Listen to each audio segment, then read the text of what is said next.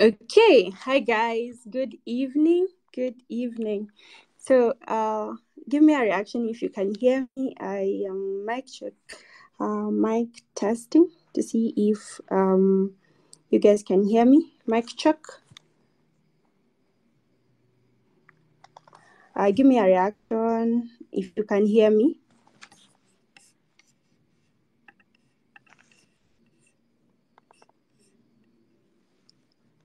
Okay, nice. So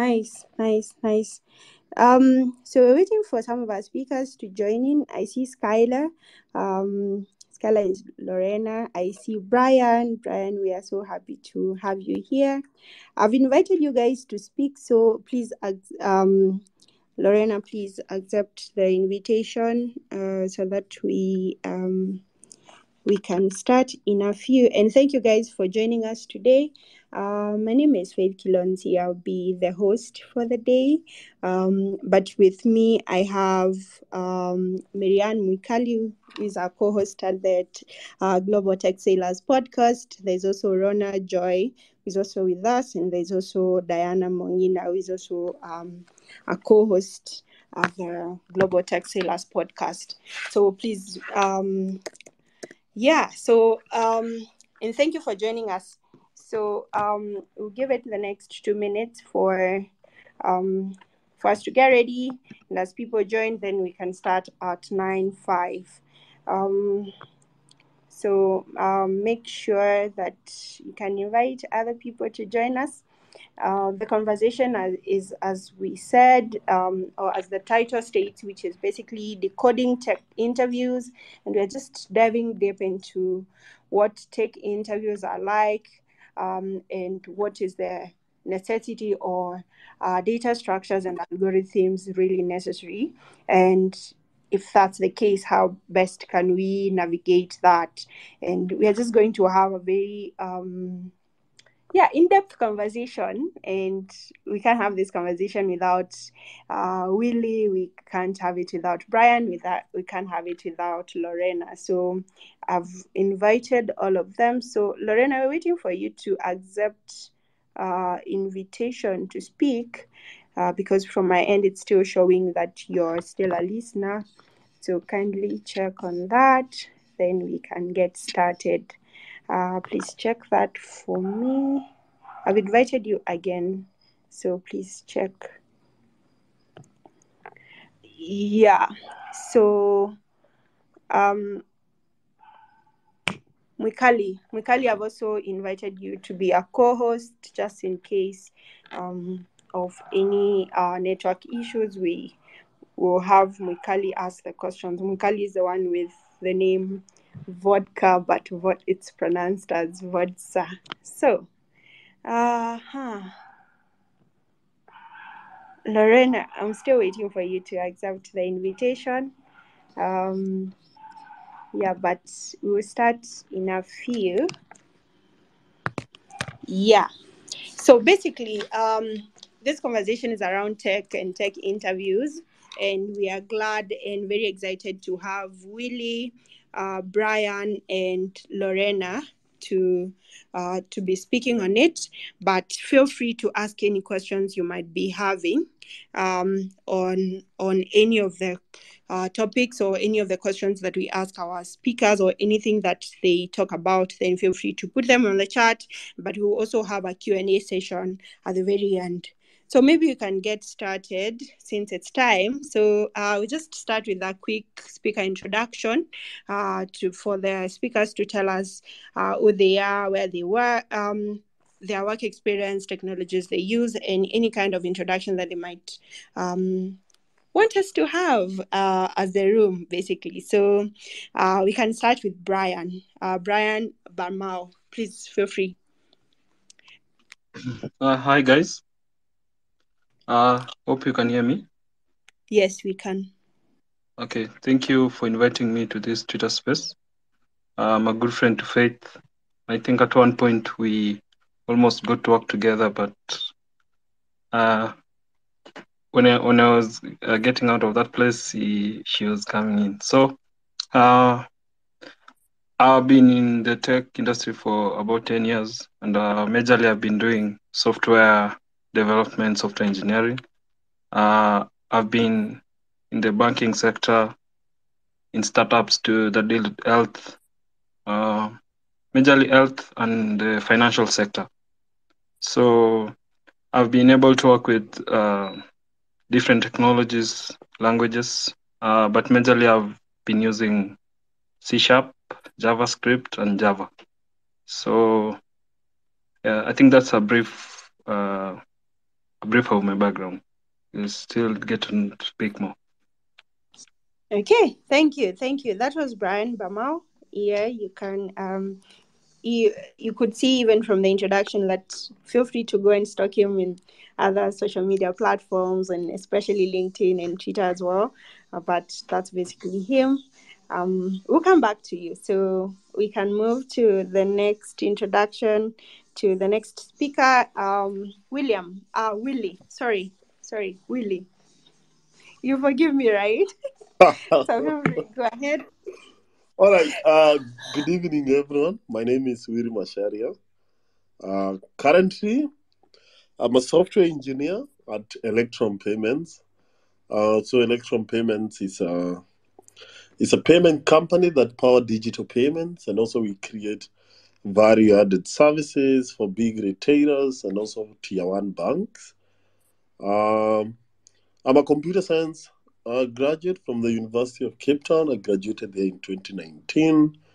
Some of the technologies that I use basically I'm a stack agnostic. Doesn't matter, but the technologies that I use mostly are Java. So our company, as a backend engineer, I use Java most of the time, but we do use Python for scripting.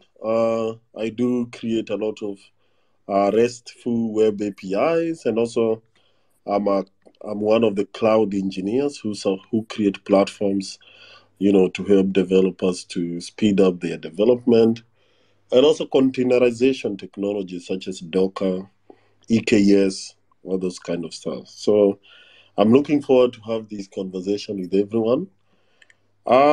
Yeah, I hope I will answer a lot of more questions as they come.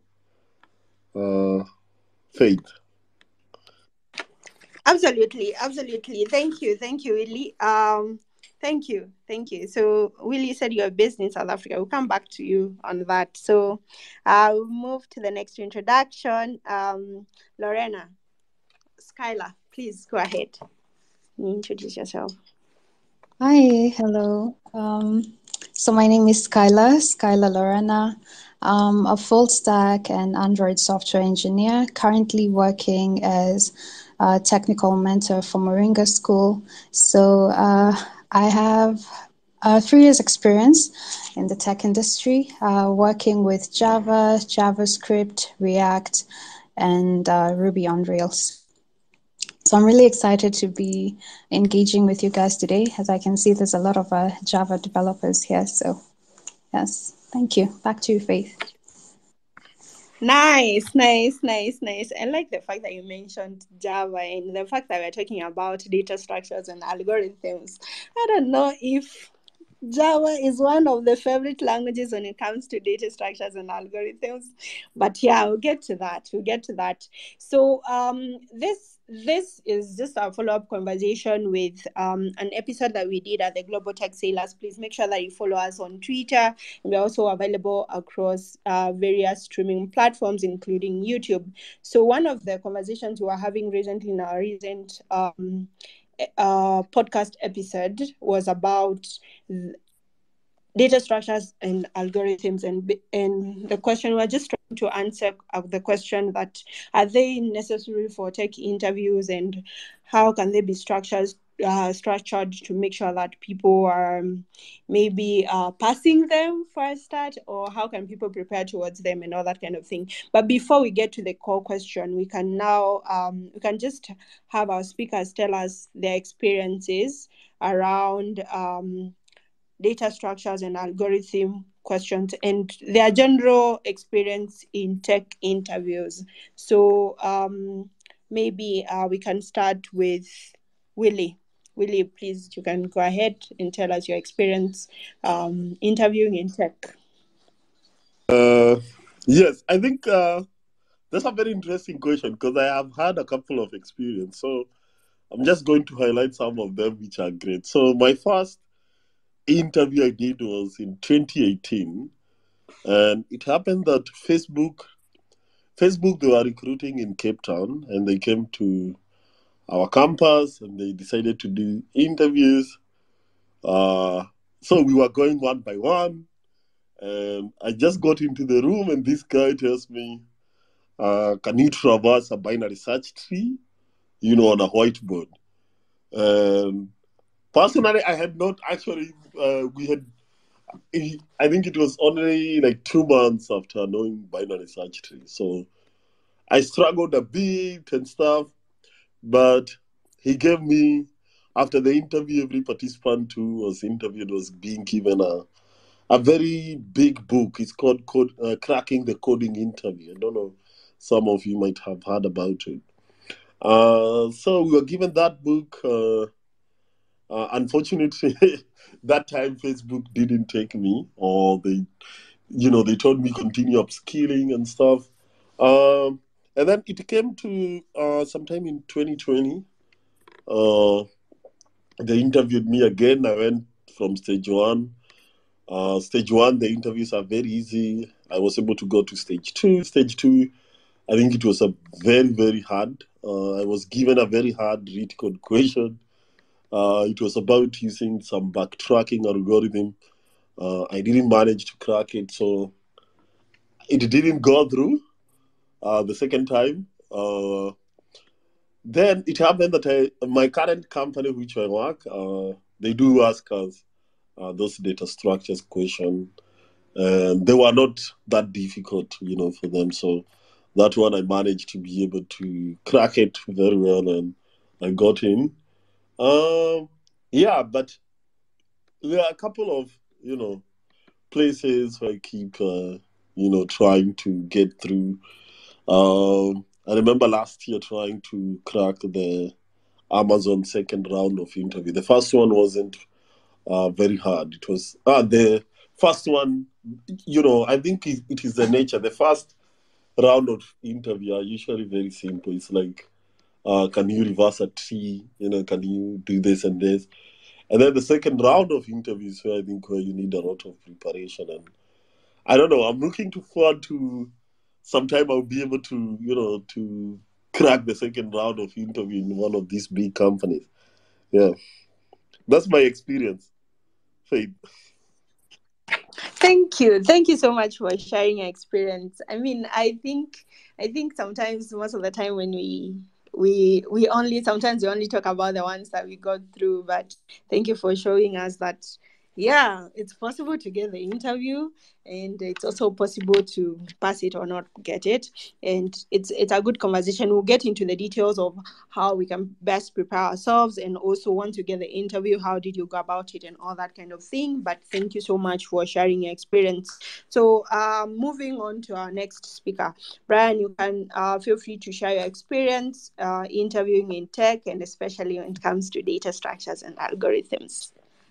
Okay, thank you. So my experience, I'd say, for me, I think when you get out of university, the basic knowledge you have about data structures and algorithms, you usually think you will apply the same directly to the industry where you're working. But I think after trying a number of interviews here and there with companies, you realize that you need to open up your mind and learn more.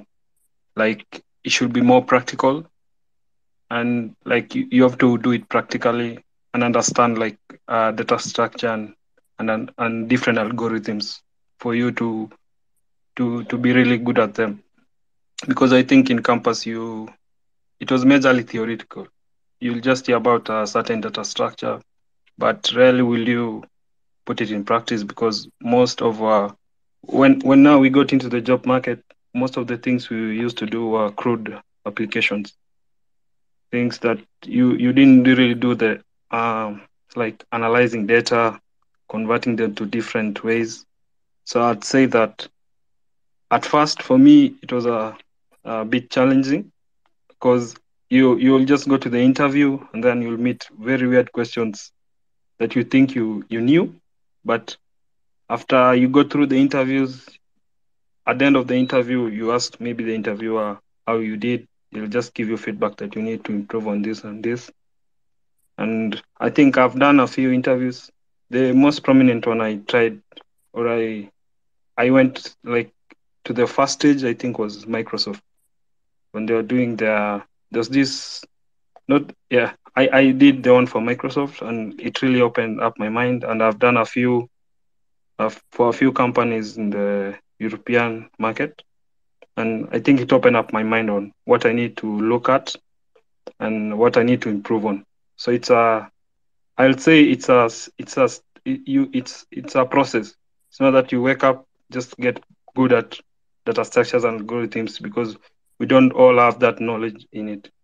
So for me, my experience, I think for me it's been an humbling experience because I need to catch up and learn. Yeah, it takes time. So yeah, I think that's my experience for now. Okay.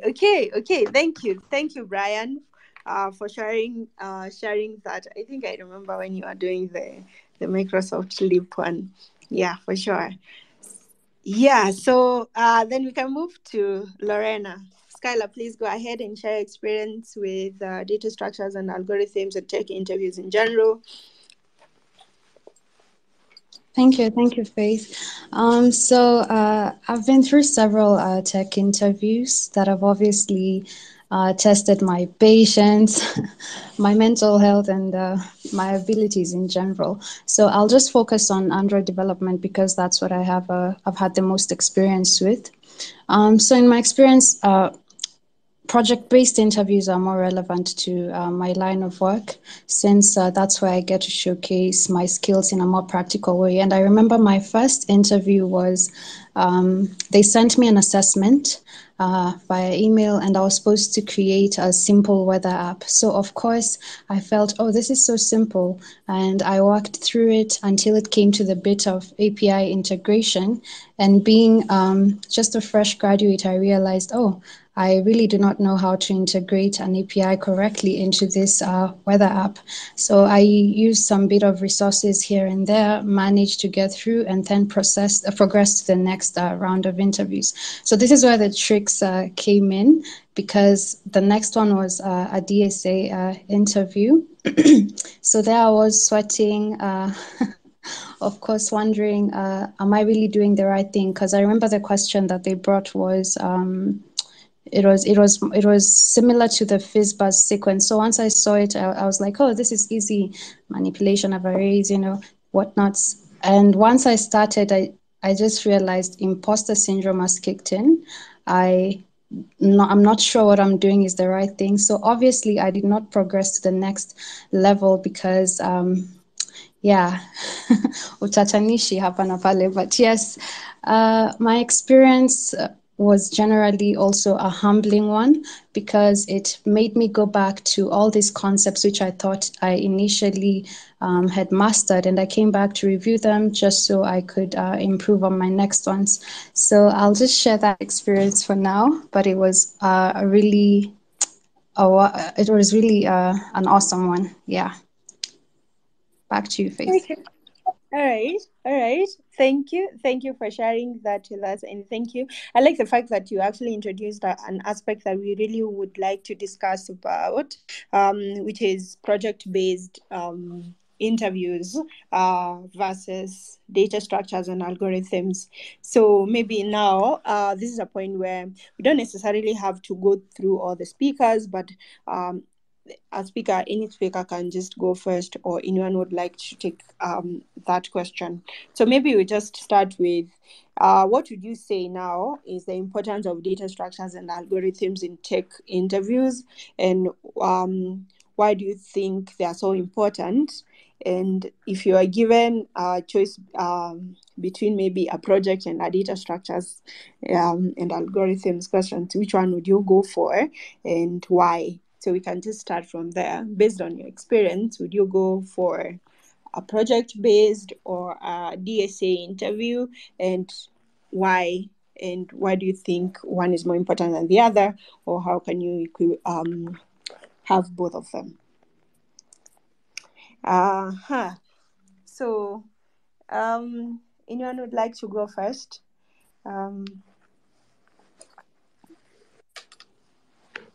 Sure, I can go first. Okay, sure, go ahead. So for me, the much I've learned and known since interacting with this kind of interviews, I think basically the interviewers don't really want to make you think like you don't know anything, but most of the time they try and know the data structures and algorithms they ask you to implement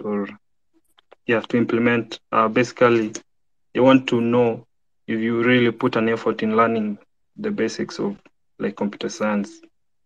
So through this, I think they will simply also know like if you have good problem solving skills, because they don't ask you directly to implement that exact data structure or algorithm, but they want to know how you navigate through the interview. It's more of problem solving, and you engage also your intelligence when they put you under pressure, or they give you a new scenario that is not directly linked to that data structure or algorithm. Also, I think it's also to test your analytical skills and how you apply them to the real world. And for if you ask me if I want a project-based interview or a data structure, of course I'll say a project-based interview, because it's things I do on a daily basis, so it will really come easy for me. Yeah. Okay. So yeah, so obviously, so definitely, as Brian said, interviewers are trying to see what your problem solving skills like when they ask you data structures and algorithm questions, and they're just testing the basics of computer science principles and how they can be applied to your day-to-day work. But now if it comes to maybe choosing between a data structures and algorithm question or kind of assessment, then Brian would maybe go for a project based, because that's what he does every day. Okay. Interesting take. Willie? Yes. Willie? I think I'll definitely say it depends. The reason why I say that is because you meet a big company. They what they are looking for is they're not looking for, most of the time these big companies, they are not looking for people who know a certain tech stack. Because for them, immediately you join, you'll have to go for around 6 to 1 year training, 6 months maybe to 1 year training, learning about their tech stack and also learning the technologies they use. So most of the time, what they are really testing is about problem solving, and how definitely do you think, through the problem, and how do you get, like they are looking at those other, they are looking at using your cumulative experience in programming and tech, and some of the basic things that you have learned, and maybe from your experience, how can you be able to solve this problem? And that's how they give you a data. That's why most of them I think they focus on data, on data structures and algorithm interviews. But the medium-sized companies or even startup, they are looking at people who have that current tech stack itself. They don't have budget to train you. It is if you are hiring a front-end guy or a back-end guy, you need to understand how React, works, or maybe Spring Boot or Node.js for the backend. And for that case, you meet their interviews is mostly project based. And personally, there is a time I got an internship. These guys, they sent me, they told me to implement an API, using Spring Boot and stuff. And it's something that I had done. So that was very easy for me to do. And when we got there, it is like 2 days of introduction. By the third day, you have already been given an SPD, or the solution proposal document, for you to create a solution and stuff. But if I was to choose, like you ask, I think I'll definitely say it will depend. But a data structure, a data structure question doesn't seem, appealing, but it's also very challenging. But also, if you're gonna look at a big company, when they tell you to, to create a project, for them, they are not now looking at the stack, that you're gonna use and how you're able to use it. They are looking at a very different level. Like, can you be able to design a scalability, solution? Are you able to use microservices? Are you able to host things on cloud, and those kind of stuff? So I think it depends, but yeah. Thank you.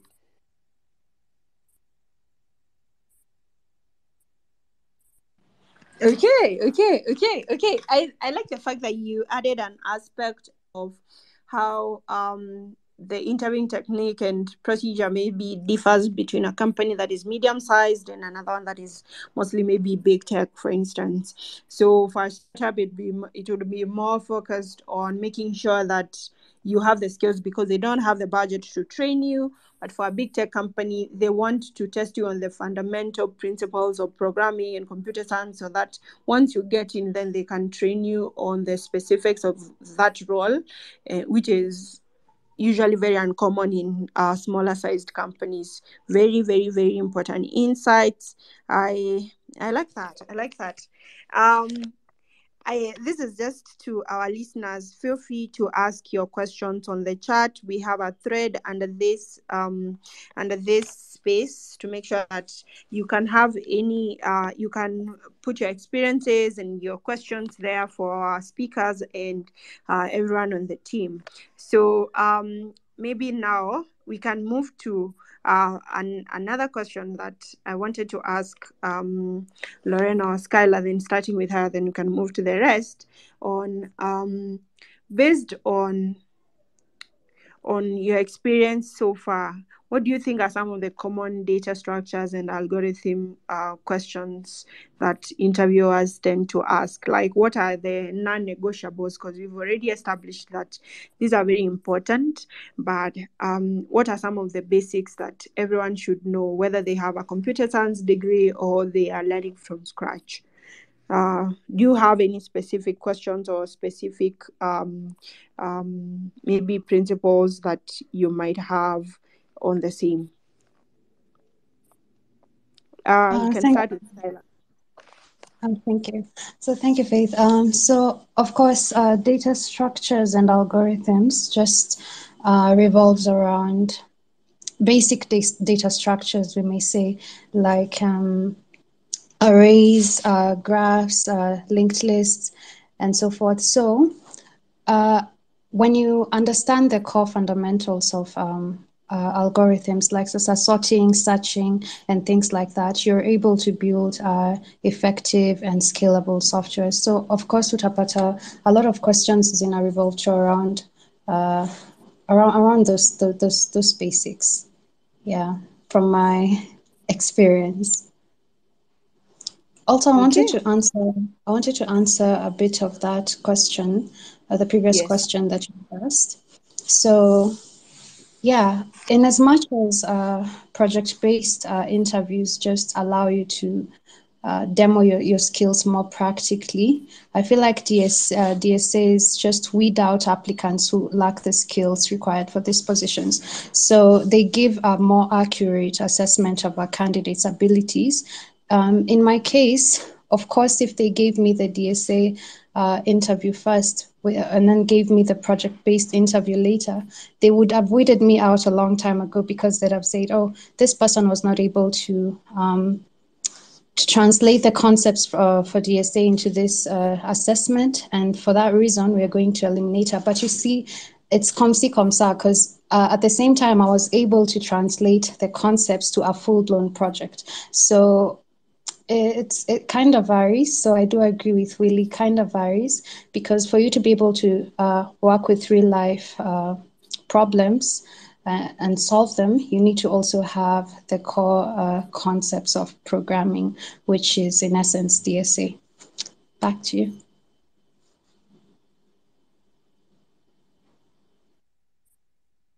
Okay. Thank you. I like the fact that you mentioned that maybe the order matters. Like, give me a project first, then I would have maybe you'd have a better understanding of my skills. Then we can move to the data structures and algorithms and see how I'm able to apply them in the project. That's a good take.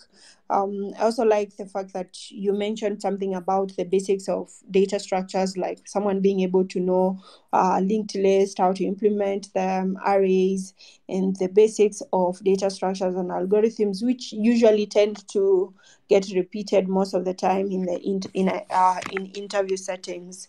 I think also something else that I will ask Brian is when it comes to now data structures and algorithm interviews, what are some of the things that maybe someone should do in order to prepare for them?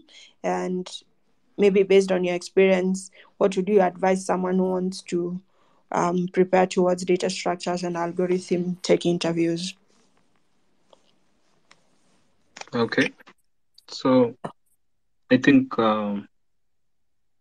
when you're preparing for a data structure and algorithm interview, I think first you should, I think the thing I learned about preparing for these kind of interviews is you should have a plan, because the data structures and algorithms is a really wide topic, or rather field. So you should have like a plan and how you're going to attack those kind of interviews. Because I believe in the different interviews, there are different stages. They start simple and start getting a bit complicated as you move to the different stages. So a good thing is like to have a plan. Like, let's say you're planning to start interviewing in the next 6 months. Maybe just create a plan, write down what you need to learn. Also ask people who have experienced these kind of interviews to give you like a list of what to prepare on, and then you can create a plan around that. And then start doing practical sessions, going to LeetCode, reading online. And then for those people who can afford to pay for these kind of bootcamps that deal with data structure and algorithms, if you have the money, you can go. I think those are more structured and they can guide you also better. But I've not really had an experience of paying for them, but I think if there's someone who has that experience, they can also share it. But I think they'll help you better plan yourself in how you can attack these kind of interviews. What was the other question, Faith? The other question was on what are some of the basic data structures and algorithm questions that maybe someone might need to prepare for? Okay, so I think it's the basic ones, of course, are like arrays, strings. Yeah, strings also is they actually ask those the basic ones. How you manipulate them, and then also the methods like you can recursion, and then as Skylar had said, sorting and searching, linked list, queues, stacks. Those are the basic ones before you go to the more a bit complicated like tree, graphs, And then also you need to know things like binary search. Yeah, I think those are the ones I can recommend.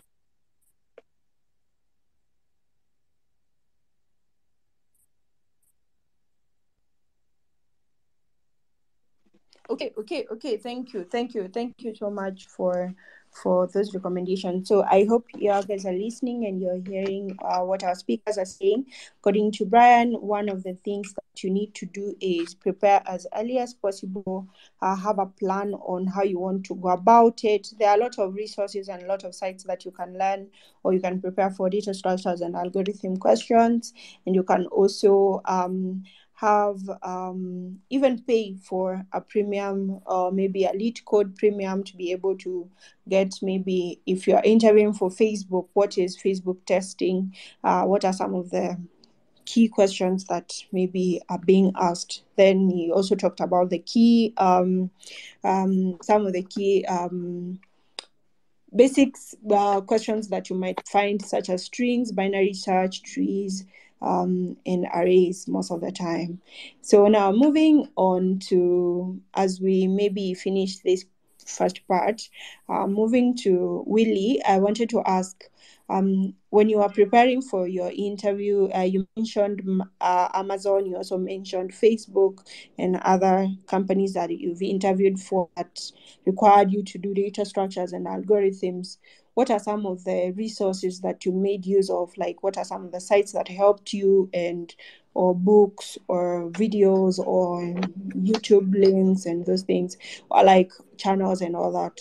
Do you have any specific resources that you'd recommend for someone who's preparing for data structures and algorithm questions or interviews? Yes. So to prepare for these interviews, I think one of the best site is mentioned. It was LeetCode, but I found another one which is a bit better than LeetCode. It is called AlgoExpert. I don't know whether you have heard about it, algoexpert.io, but I think that one, they sell their content. But there are also GitHub. Some GitHub pages. You can just definitely search for preparing for data structure interview GitHub, and then it will bring a lot of GitHub repos that you can definitely get content and you can practice with. There is one of the best sites that I used to do a lot of upskilling, when I was in university. It's a site called Jigs for Jigs. That is GEEKS for Jigs. I don't know whether people know about that site, jigsforjigs.com. They have a lot of, content. They have even some data structures. If you go to their site, you can see data structures, interviews, and it's for free. The content is free. Sometimes they do host practice sessions. If you register on their site, they do, practice session, and you can join one of the practice session, practice with students from India, and you're able to, to practice. But something very important that I would also like to mention is doing peer interviews. You just invite your friend, you tell them to get online, let's say on a Google Meet, you share a Google Doc, and you tell them to ask you a question from there. I did that to one of my friend, and apparently my friend was able to get a role there, which was great. He is in London currently, but I think that is through peer interviewing, where you are able to interview your peer, give them feedback, show them where you need, to improve. And I always tell people, when you're doing peer interviewing, for preparing for a data structure interview, make sure that you're asking the right question. You're asking, let's say you are given a question such as string concatenation, and someone is using Java. If someone keep creating substring, that is something that is not good because of the, those time complexity and space complexity. And I think those kind of, technical question and those kind of, you need, someone or a peer who is able to help you to look into those, specificity that, they will help you or open up your mind to be able to prepare well for your next interview. Yes, thank you so much, Faith. Yes, thank you. I hope people have been able to take note of the resources that Willie shared. Very, very important. I think when you are talking about the peer-to-peer interviews, I remember there was a site I was using a while back. It's called Prump. So you go to prump.com. So it's PRAMP.com. So it's basically a peer-to-peer mock interview platform designed to help software developers or software engineers prepare for technical interviews, where you practice with other engineers. I remember there was a time I was using it, and you have people across the globe basically just preparing. So you're paired with someone, then you guys schedule for a mock interview where they will interview you, will put you on the spot, you solve the question, then or the vice versa, then you guys can give each other feedback. So mostly it's just about being able to assess how an actual interviewer would view you as a candidate, something of that sort. So feel free to check that out. Yes, and I like the fact that we've been able to establish that these are maybe data structures and algorithm tech interviews are here to stay, at least for now, and depending on the company that you want. But one of the things that came out in our latest episode was, are they really necessary? And we've established that they are necessary, but sometimes they take you through another whirlwind of emotions and frustrations, because being put on spot to write your code on a Google Docs, it's not an easy task, and maybe taking 6 months, like Brian said, to prepare for this interview is not easy, and sometimes it can be very frustrating. So maybe now my next question is, in your opinion, how much emphasis should employers put in tech interviews involving data structures? And if you were to redesign tech interviews involving data structures and algorithms, what would you suggest employers or potential employers do differently?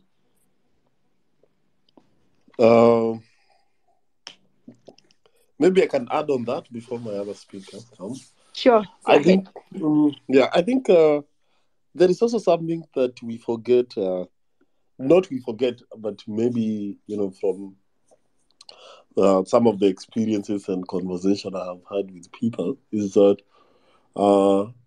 sometimes we go to this tech interview thinking that the code has to run, and whatever you write there has to work. But I remember one software engineer from Bloomberg came to give a talk somewhere. I had attended an event, and the guy said that they don't really care about whether the code will run or not. That comes from the fact that the candidate already has a lot of anxiety, and of which it is the truth, because we are all human beings. You are in that interview, you are very stressed. You're looking forward for this opportunity, but then your code is not running. But that is not the essence of that data structure. The best thing is for you to have a conversation with the guy or the people who are interviewing you. You write your pseudocode, or you write everything that you're going to do in the code, even before actually writing the actual code itself. And I think that spoke to something that I have experienced, even in my current work, that problem solving or thinking about how to solve a problem takes almost 80% of your work. No, it takes almost 80% of what you're doing. and 20% is about, the coding itself that you're doing. So I think employers, who are looking forward to do data structures interview, I think the main emphasis that they should have, from my own opinion, because for example, I spoke to my friend, the one I told you works in London. He works with a company called WhatsApp. And I asked him, like, do you guys use recursion there? Recursion is one of the data structure concept that is highly used, if you're traversing a tree or you're doing anything. And he told me, we don't use recursion ever here. Even, our managers, they don't really like it because it can, recursion has those recursion limits and stuff. So they don't use it. I asked him, do you use things like max heap or something? He told me, no, we don't use those. But we do use some of the common data structures, arrays, hash maps, all those REST and stuff. They use them. So you can see that as an employer, maybe you might want to focus on the common data structures that you guys use in the company, and maybe create like some company specific case studies where the candidates can be able to use common data structures that you use there, and you can definitely be able to gauge, is this candidate good or bad? And then maybe when it comes to optimizing the solution, that's where then you should be able to, I think that's where maybe you may require them to use some complicated algorithm or a data structure.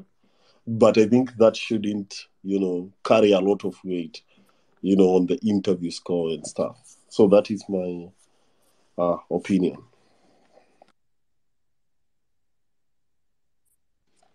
Okay. Thank you for those insights, that most of the time it's not necessarily about the code running, it's about your thought process. Very, very, very important. I move to Skylar. Skylar, I'll ask you the same question. What emphasis, how much emphasis do you think employers should put on data structures and algorithms, take interviews, and if you are to redesign them, what would you do differently? Thank you, Faith. So while DSA is still important, I still believe that candidates should get an opportunity to just showcase their abilities in a more applicable context. So DSA in itself just hinders the candidate from demonstrating this kind of abilities. So, for instance, like I said, I'm just going to repeat again. If for instance, they just gave me a DSA assessment and then didn't give me the project-based assessment, at the end of the day, they would be losing out on a good developer with good practical skills based off of just a DSA assessment. So it's kind of biased. If I were to redesign the DSA interviews, I would recommend incorporating a lot more real-world scenarios and some more collaborative exercises, because we tend to forget that coding is not only about one developer writing code. At the end of the day, this code is supposed to be scalable, is supposed to be worked on by other people. So the other people will come and work on this code. So we also need to have some kind of teamwork or some kind of good communication skills. There's so much more to an assessment than just data structures and algorithms. So I would recommend reducing the emphasis on DSAs and just prioritizing creativity, teamwork, critical thinking, problem solving, and a more inclusive assessment process. Back to you, Faith. Thank you, Skylar, for that input, that it should be more comprehensive to make sure that it's inclusive, not necessarily just on data structures and algorithms, but on the key skills that that candidates have, or basically on what the company does. Yeah. So I want to move to Brian, but with a different question, but in the same line. One of the suggestions that one of our podcast hosts mentioned was, if they were to decode data structures and algorithm tech interviews, they would allow candidates to Google right on the interview, during the interview session. What's your take on this, and what else would you add on part of decoding the tech interviews? Okay, Brian. thank you. Also, you're asking if the people interviewing should be allowed to Google. Yes. Okay. For me, my take is, personally, I'm very poor in, like, let's say on the interview day. If I'm not well prepared, I think my nerves will just get the better of me, and even Googling won't really help me that much. But I think the previous interviews I've done in the past that were more project based and like practical, they will just allow you to Google, just do your thing, and as long as you give the solution, explain your approach, and you're able to display your technical competency, it will eventually show, and they will know how to assess you. So I think companies, for me, I'll advise someone who is interviewing to prepare, and even if it will be better if they are allowed to Google and do. If you are that person who can really do it on that day and manage to solve the problems they give you. But I'll suggest people to prepare better, and companies to give more, like, interviews that are applicable to the day-to-day use cases in their companies. Because some interviews, you interview a certain data structure you've never even used, and when you get to the company, you'll never even use it until the time you'll exit.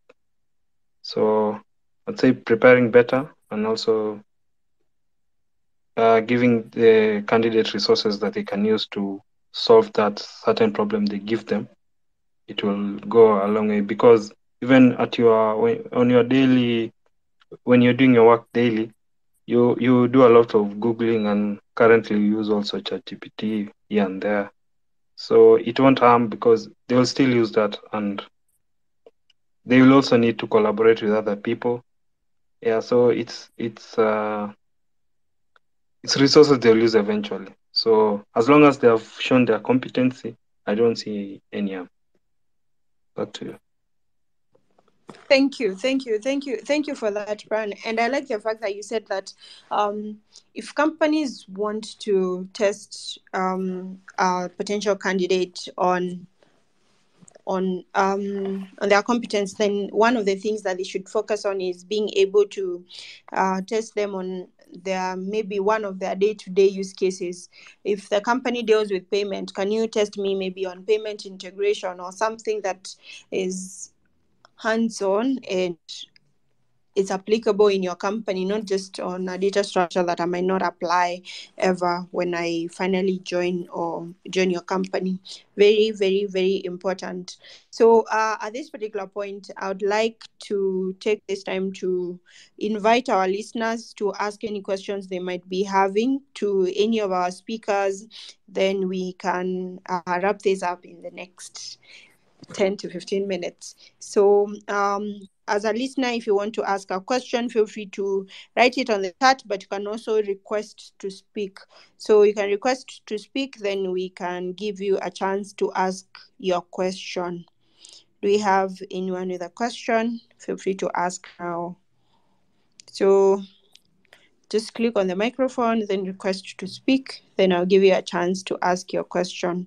I have my co-hosts with me. Vodza, we have Vodza, and we have Diana, we have Rona. Do you guys have any questions as well? Feel free to request. Then I'll give you a chance to ask any questions.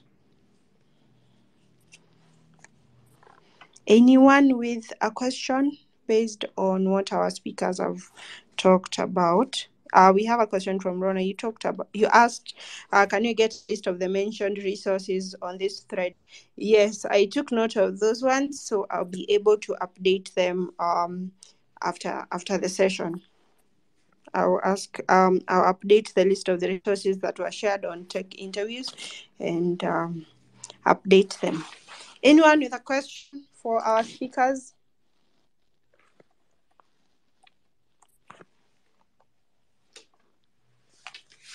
Okay, so there's a question. Diana, do you want to ask? Diana, do you want to request to ask? I've invited you to speak.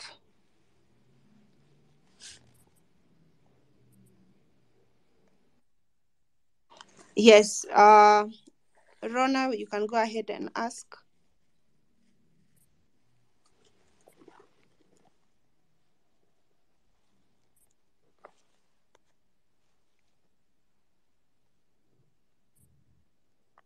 Okay, so Rona's network is still connecting. I think I added you as a speaker. I am still waiting for you to speak. Yes. Yes. Yes.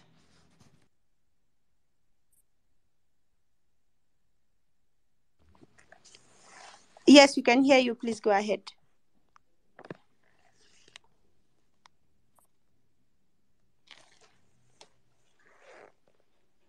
Okay, Rona, if you're speaking, we can't hear you. Or can anyone hear Rona? Okay, so she seems to have a network issue, but she texted me her question, and one of the question is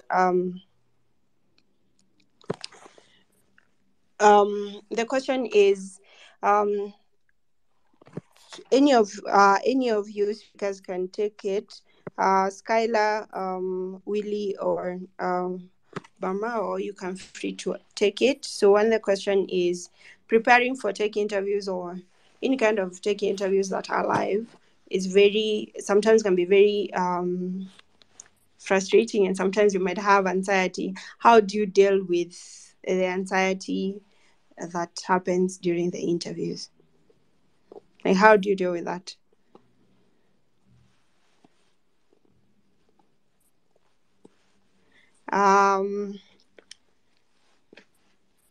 Willie, do you want to take that? Okay, Brian, you can take that. Okay. So I think how you deal with that, first, of course, you have to prepare well. And then secondly, I think it's just when you get to the interview, it's also a good thing to create a rapport with the interviewer, because most of them they're not there to make you fail, but rather they're there to help you. So I would say you create a rapport with the interviewer, and also whenever you feel you're not sure about the question you are being asked or what you're being asked to implement, you can always ask clarifying questions, because that's why they're there. They're not there to make you fear them. So it's a good, if you feel that you're not sure about what you are implementing, or you're feeling at some point you're getting lost, you can always feel free to ask clarifying questions, because most of those interviews are meant to show your collaboration skills, and also to see if you prefer to die alone trying to solve a question, or you always can request for help from your teammates or anyone else. So I'd say you should go into the interview not feeling really of course it will be overwhelming, but you should also go into interview knowing that you can also always ask help from the person interviewing you. Yeah, that's the thing what I usually apply. Thank you. Those are very important tips, because once you create a rapport, then you'll be able to tell. You can even tell them that I'm a bit nervous, or try to ask question to just make sure that you guys are on the same page, or you get clarifications based on what has been asked. Very, very, very important. Skylar or Willie, do you guys have anything to add on how to deal with anxiety during tech interview?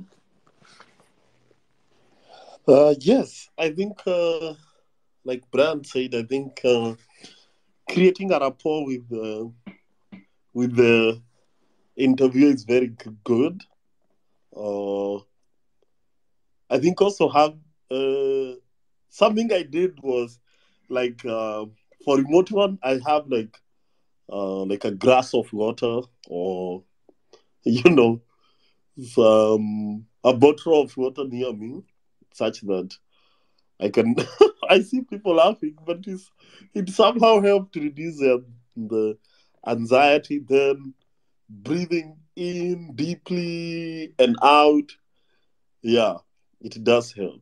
I think those are two things, but the main one is uh, um, having that good attitude. They always say energy matches the energy. So if you bring great energy, great personality, attitude towards uh, the interviewer will also, buy in. You know, one thing I think one question I used to ask the interviewer, how is the weather there? Is it cold? Where I am is like winter, freezing, and you just break the conversation, before you get to the whole interview, and it does help. Uh, I think the last data structure interview I had, um, I think that's what I did. I had a very good rapport with the interviewer, and the guy was actually very happy, and I found that interview very good. Uh, Only that many companies right now are laying people off, so we didn't continue with the interviews later. But it was a great experience. I think I can definitely say that to reduce your anxiety. Thank you. Okay. So you guys drink water, as Willie has said. Yeah, so drink water, relax, try and create a conversation, then bring your A game in terms of energy, and then you'll be able to create a rapport with the interviewer and make sure that maybe it calms you or something of that sort here. So we have a question by Edwin, and Edwin is asking, should you do a boot camp or should you do a 4-year degree? I think he's talking about maybe a 4-year degree in IT related field like computer science. The good thing is our speakers, I think Willie and Brian, you guys have a related degree field. Then Skylar, you also you went through a boot camp, so maybe we can just hear what you guys think. Do you advise someone to go through the 4 years of computer science or IT related field, or would you rather take a boot camp? Okay, so I'll take that up, mostly because my internet keeps dropping. So let me go first.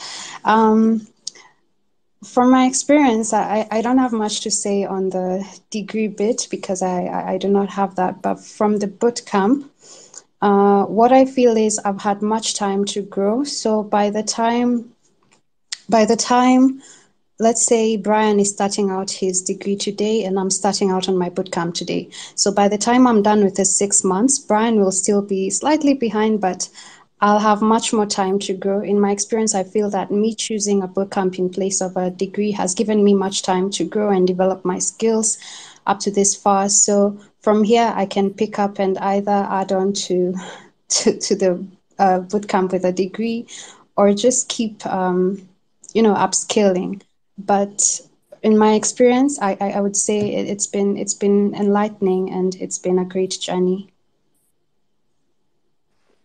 Okay. Thank you. Brian, what's your take on this? A degree or bootcamp? Okay, so I think when I was joining campus, I think most of these boot camps were not really big as they are now. So if I had an option of choosing a degree or a boot camp, I think for a degree, I think of course you do the main course like brought you like computer science, but I think they also mix up with different other humanities and stuff. But what essentially a degree gave me was more like of course connecting with more people, because you go to campus, getting to connect with different people that now you meet when you get into the industry. It's more like networking. I think that's what I gained from the degree. But if I was given an option of the coursework, uh, bootcamp focuses mainly on what you need to know, and yet like what you will really be using in your day-to-day job. So what I gained from my degree was networking, and also learning other important skills like because I was in a school that they used to major mainly on business and technology. So I gained an insight of how to deal with different sectors and how to present myself at work, like how to navigate the different work politics and stuff. So I'd say if you can get a mix of both, the better. And if you do like a boot camp and you know how to learn these other things on the way, it's okay. So I think it's a personal choice. For that, I really don't have a. It's how you got there and how you navigate through it. Yeah. Okay. Thank you for that insight. So, Willie, you also, I don't know, you're also doing, you also did computer science, in undergrad. So maybe we can hear from you. What do you learn in your 4 years degree that maybe a bootcamp wouldn't teach you, and why? Which one would you choose, or vice versa? Uh, I think something I ought to say, um, okay. For me, I went to, I did a 4 year degree. I also did a master's, of which I'm still struggling to finish the master's in computer science, but I'll still finish. I think something that is important is, it depends with how your learning is. I always find doing a 4 year degree, somehow make your learning to be more natural in a way that, this learning is not accelerated. It is natural in such a way that you're able to understand the foundation. You're able to, to do a lot of, you know, uh, a lot of project. It is not that learning that is, fully forced. I see it like forced or accelerated in such a way. But you're able to learn something, relax, take a holiday, come back, continue learning, that natural way of learning things. That's how I find it. But I'll also, focus on the things about facilities. If you go to a good school that has facilities, that is, they have the best lecturers, they do have lab assistant, they do have like, they do host they do host departmental hackathons, departmental competitions. Sometimes they give you some holiday projects to go and do and work and come and showcase to your class and stuff. I think facility deficit obviously is a huge problem, also when it comes to our Kenyan institutions. And I think where there is a facility gap and you feel that you didn't manage to acquire good skills in your 4 year degree, I think going to a boot camp can really help you, because you do have like some bites of some information that you had in your school, and now a boot camp will really refine them for you, and which can be great. So but I think the fundamental thing I always say is about problem solving. Can you be able to solve the problem? Can you be able to to write code for it? Can you be able to design a solution or architect something that that can be able to create a solution, depending on the skills and the experience that you have gained? Yeah, but I always see, there is always this fight about uh, the guys who went to school and the guys who went to boot camp. I always see it here on Twitter. Um, but I think my opinion is that, if you have the skills, it doesn't really matter where you got them from. If you can really get things done, and in a well thought, if you can really create good solutions which are scalable, which are okay, there is no problem. It doesn't matter. And also the funny part is, in our company, the senior guy who create our platforms, those are the guys who create, who configure, very, okay. One thing about our company, we process 10 million transactions daily, meaning that we need to have very, sophisticated software systems that are able to handle so much traffic.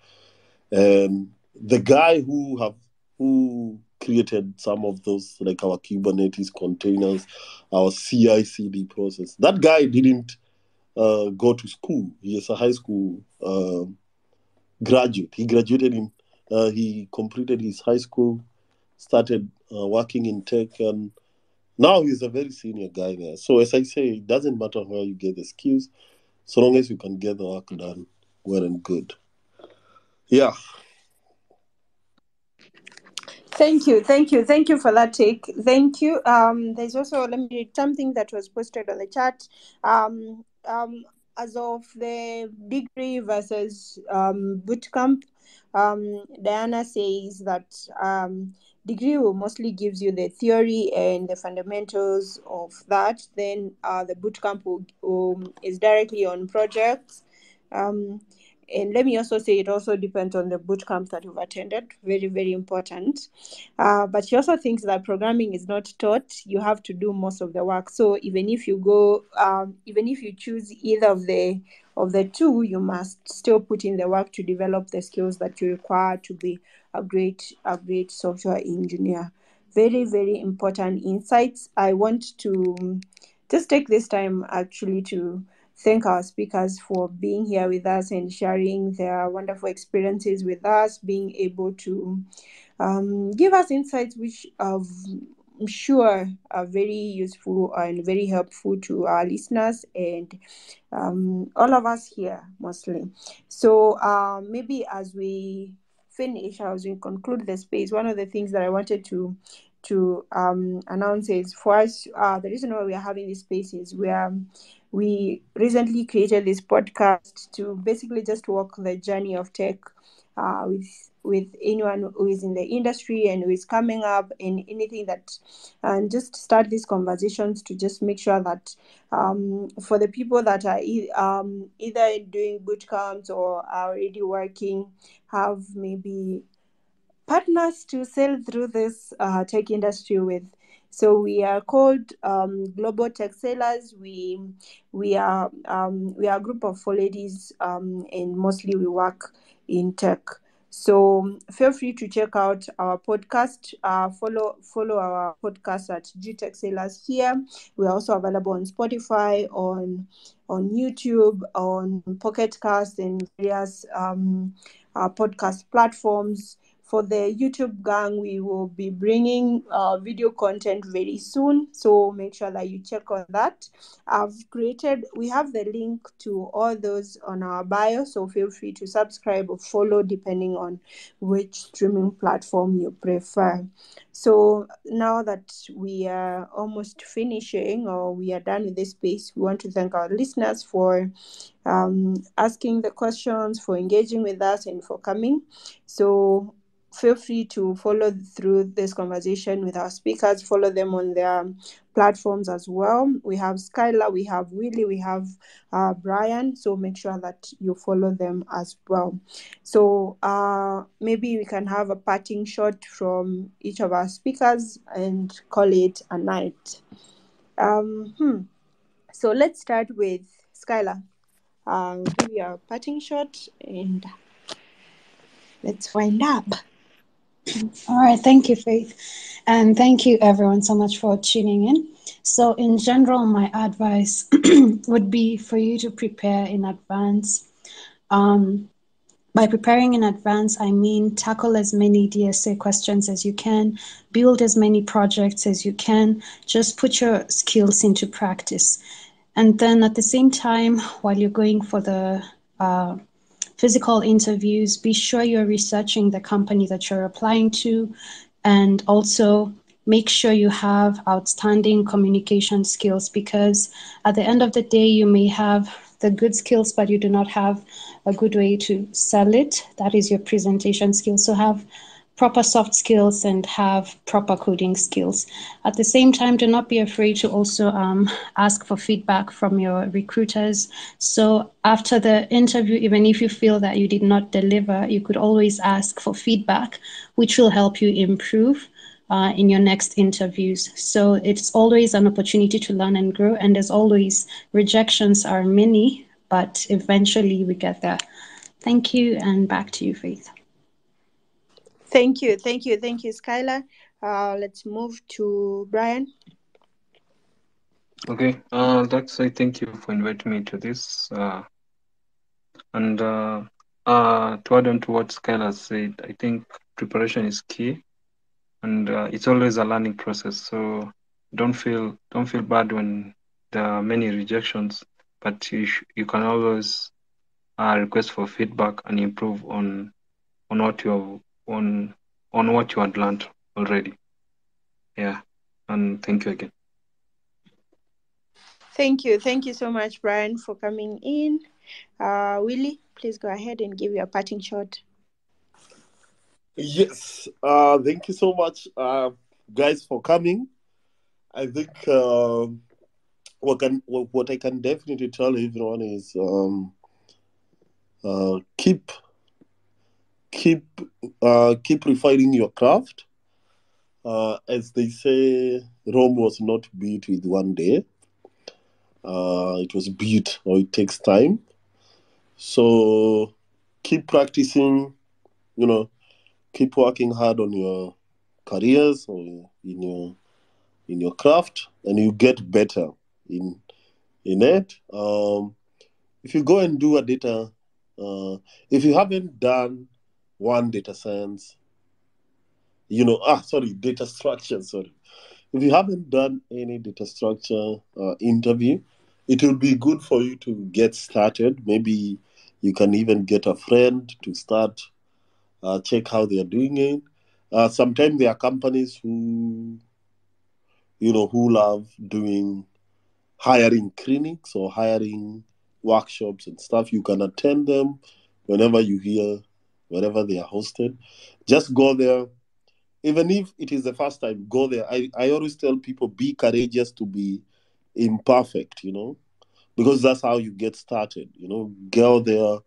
For example, in my case, if I didn't go to that Facebook interview, the first one, and the guy asked me to traverse a binary tree, and looking at the impact that such kind of an experience had, I think it's good for you, to take any opportunity for you to start, understanding these tech interviews, data science, data structures interviews, and through that they will help you to refine. Like Brian said, every day is a learning day, and sometimes they help you to see the other side of optimization, or some things that you may have not even thought about. So yeah, just keep